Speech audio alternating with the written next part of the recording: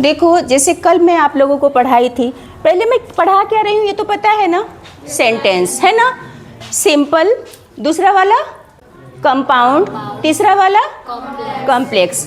तो मैंने पहले ही बताया कि सिंपल सेंटेंस से अपने को लेना देना नहीं है, क्योंकि उसमें एक सब्जेक्ट होता है और वो आपके पेपर में पूछता भी नहीं है, ठीक है। तो क्या हम लोग कहाँ से स्टार्ट किए थे? कंपाउंड से। तो कंपाउंड में सिर्फ एक कंजंक्शन होता है, उसको कनेक्टर्स भी बोलते हैं, कनेक्टिव्स भी बोलते हैं और कंजंक्शन भी बोलते हैं। तो एक कंजंक्शन होता है और दो सेंटेंस होते हैं जो कंजंक्शन से जुड़ते हैं, है ना। तो मैंने बताया था कि आप लोग के पेपर में जो आते हैं कौन कौन से आते हैं, but, and, or, because, while, then, as, since, है ना। तो ये सब आते हैं, दो, आल्दो, ठीक है।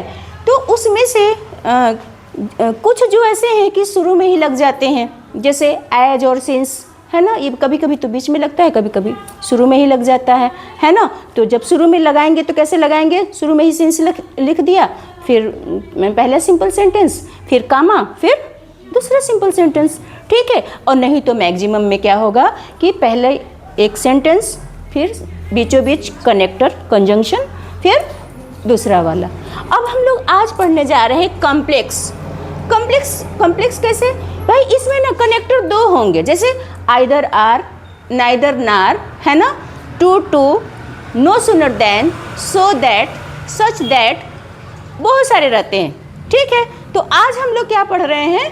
No sooner than. अब नो सूनर देन थोड़ी अच्छे से आप लोग देखना। जैसे मान लो एग्जाम्पल के लिए, अब पहले जान लो नो सूनर, देख रहे हो, नो सूनर का मतलब जितना जल्दी, है ना, और उसके देन मतलब तभी या तुरंत, ठीक है। तो एग्जाम्पल के लिए, ही गेट्स हिज सैलरी, और दूसरा सेंटेंस है ही स्टार्ट्स स्पेंडिंग इट, ठीक है। तो इसमें हम क्या करेंगे कि शुरू में ही नो सूनर लगा देंगे, ठीक है। फिर यहाँ पे देखेंगे वर्ब पे कि किस टेंस का है। अब आप देख रहे हो कि एस लगा है, और मैंने आप लोग को बताया है कि ही, सी, इट, नेम के साथ अगर वर्ब में एस, ई, एस लगा है तो कौन सा tense? Present indefinite. I, we, you, they के साथ अगर फर्स्ट फॉर्म वर्ब का लिखा है तो कौन सा टेंस? प्रेजेंट इंडेफिनिट, है ना। क्योंकि प्रेजेंट इंडेफिनिट में क्या होता है कि आई, वी, यू, दे के साथ वर्ब का फर्स्ट फॉर्म, और ही, सी, इट, नेम के साथ वर्ब में एस या ई एस। अब एस कहाँ लगेगा, ई एस कहाँ लगेगा, वो हमने टेंस में पढ़ाया है, वहाँ से देख लेना, ठीक है। अब कभी कभी ये सेकंड फॉर्म लिखा होगा, जैसे ये गेट्स लिखा है, गॉट लिखा होगा, तो उसका मतलब क्या है? पास्ट टेंस का है। तब हम नो सूनर के तुरंत बाद डिड लगा देंगे, ठीक है।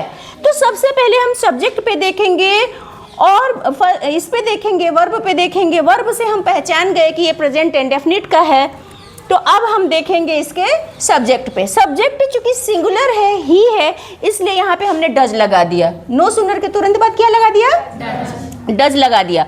अब सब्जेक्ट लिखे, अब जो मेन वर्ब है उससे एस हमने हटा दिया। क्यों? क्योंकि डू डज लगने के बाद एस, एस हट जाता है, ठीक है। फिर हिज सैलरी, अब बीचों बीच दोनों सेंटेंस के बीच में हमने देन लगाया, और दूसरे सेंटेंस में कोई चेंज नहीं है, सीधे सीधे लिख लेना है। तो हमारा आंसर क्या बना? No sooner does he gets his salary than he starts spending it. जितना जल्दी हो, जैसे ही वो सैलरी पाया तुरंत खर्च करना शुरू कर दिया, ठीक है। अब ये बन जाएगा। और सुनो, सब्सक्राइब भी करना है, लाइक भी करना है और कमेंट भी करना है, सुन लिए? ठीक है।